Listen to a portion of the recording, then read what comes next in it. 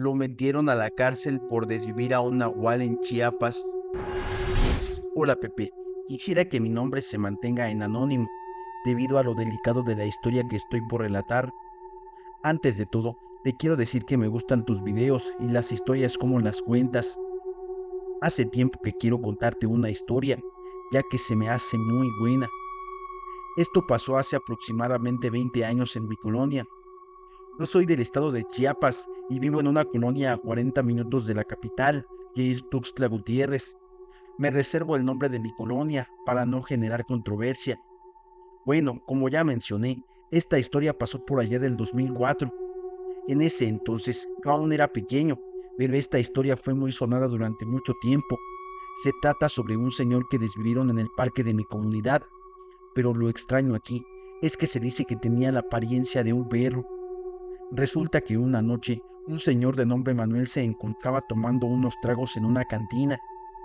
Cabe resaltar que ese señor no era borracho como tal.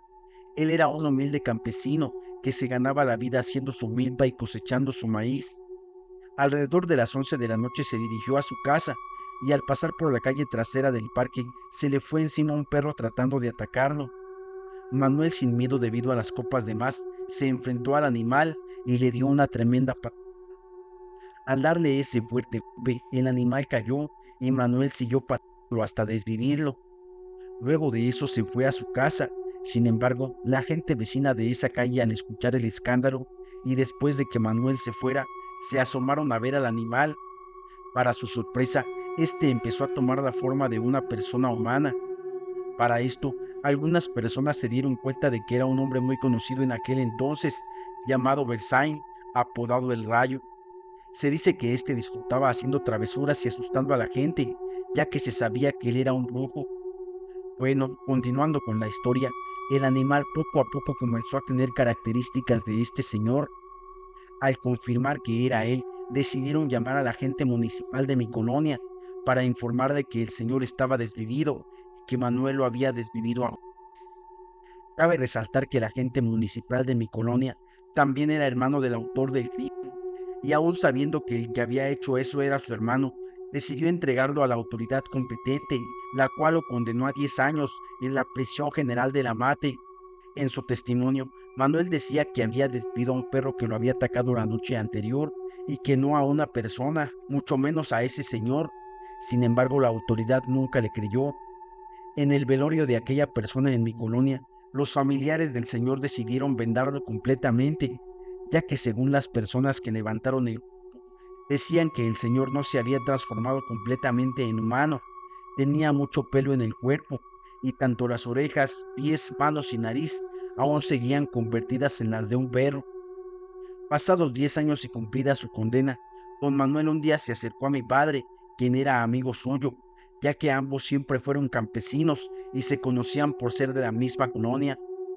En medio de sus pláticas salió a la conversación lo que sucedió aquella noche, y don Manuel lamentó que la gente nunca le creyera, que él no desvivió a don Berzaín, sino que simplemente desvivió a un perro, y que por eso tuvo que pagar con 10 años de prisión. Descubrimos que mi vecina era una bruja en Guanajuato. Hola Pepe, quiero contarte mi historia, porque para mí sería un gran honor que tú la contaras. Hace mucho tiempo, yo vivía en un pueblo que se llama San Pedro de los Naranjos, ubicado en Guanajuato. En ese entonces, yo tenía alrededor de 7 u 8 años, pero recuerdo muy bien lo que pasó ese día, porque me dejó marcada hasta el día de hoy. Yo me llamo Miriam y la historia comienza así.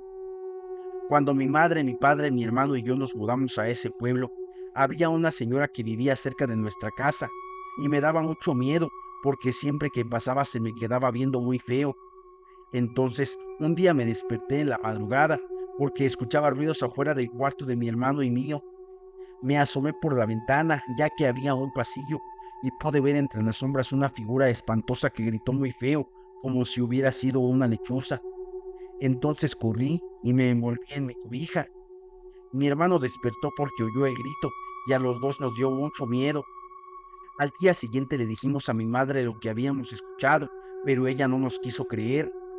Entonces mi hermano y yo decidimos que íbamos a estar cuidando para ver qué era y dejábamos un foco prendido por las noches. Esa cosa no se acercó, pero al día siguiente regresó y estaba arañando nuestra puerta. Nosotros gritamos lo más que pudimos, pero mi madre no nos oía. Nosotros gritamos lo más que pudimos, pero mi madre no nos oía. En eso vimos que entraron unos largos dedos con uñas muy feas por debajo de la puerta. Para ese momento yo ya estaba llorando mucho porque teníamos mucho miedo.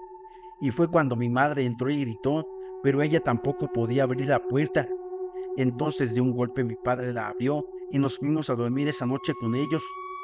Al día siguiente pasamos por el frente de la casa de esa señora y le regaló a mi hermano un dulce, pero yo le dije que no se lo comiera y lo tiró.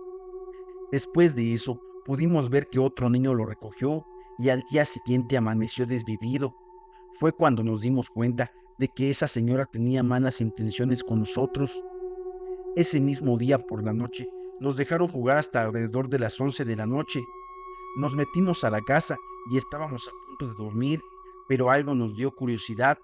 Queríamos ver qué pasaba cerca de la casa de la señora a esas horas, así que nos subimos a un árbol que estaba en mi patio, desde donde se podía ver la casa de la señora. Cuando estábamos ahí, pudimos ver que había como una fogata muy grande y cosas muy raras y horribles. Recuerdo que pudimos ver a un gato sin y nos dio mucho miedo. Por esa razón nos bajamos y nos metimos a dormir, pero ese día tampoco escuchamos nada. Al día siguiente mi hermano y yo acordamos que nos íbamos a subir otra vez al árbol y cruzaríamos a su casa. Así lo hicimos, llegó la noche, mis padres se fueron a dormir y nosotros nos subimos al árbol y nos brincamos a su casa. La casa parecía estar en llamas y cuando entramos hacía mucho calor, pero lo más horrible que vimos fueron unas piernas como si se las hubieran arrancado, una piel como si una persona hubiera mudado de piel y unos ojos en una cajita de cristal. Por el miedo que sentimos en ese momento, inmediatamente salimos corriendo y gritando y le dijimos a nuestros papás, pero nos regañaron y no nos quisieron creer. Como nadie parecía creernos y ya no sabíamos qué hacer, decidimos llamar a mi abuelita y le contamos todo lo que había sucedido y ella nos dijo que vendría a visitarnos. 3 días después llegó y nos dijo que ella sí nos creía. Entonces ese mismo día se metió con nosotros a investigar a esa casa y nos dijo que efectivamente ahí vivía una bruja. Dijo que para que la gente se diera cuenta de lo que era, le iba a cambiar los pies y se los puso al revés, también los ojos, y la piel la dejó en su lugar, que dijo que así la gente se daría cuenta de que ella era una bruja, pero la bruja no se daría cuenta de lo que habíamos hecho. Esa noche se escucharon unos gritos horribles, como de una lechuza, y mi abuelita nos dijo, ahí está, es la bruja. Al día siguiente nos asomamos por el árbol hacia su casa, y ella tenía los pies chuecos y parecía visca. Mi abuelita dijo, así se quedó y así se va a quedar, porque hasta que no le acomoden las cosas, ella no las puede acomodar. Mi abuelita les contó a mis padres, y ellos escépticos no querían creer hasta que la vieron. Más tarde supimos que esa señora falleció, pero en circunstancias muy feas. Mucha gente dice que fue horrible, agotó y sufrió mucho, pero no se sabe bien de qué manera. Esta es mi historia y espero que la puedas contar.